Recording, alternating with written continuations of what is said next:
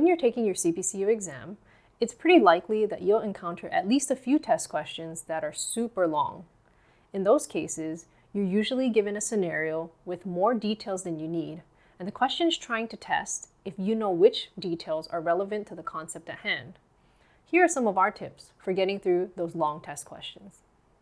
One strategy is to jump to the end of the paragraph and start by reading the question first.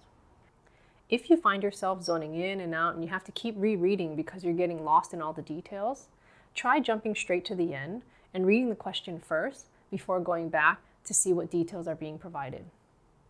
Once you know what you're trying to figure out, it gives your brain a context, so you can immediately eliminate details as you read them if you know they don't matter to the question at hand.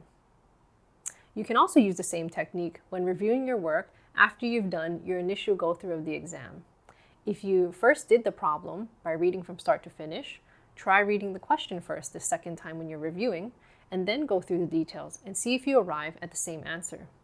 Another strategy is to write down the key details as a bulleted list on your scratch paper.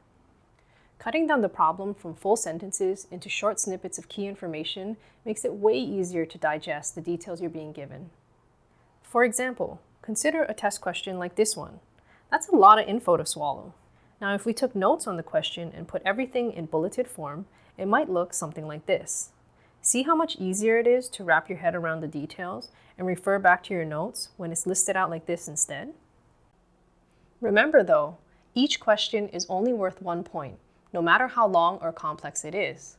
So if you find yourself wasting a lot of time on one question, you're honestly better off just guessing an answer for now and flagging the question to come back later.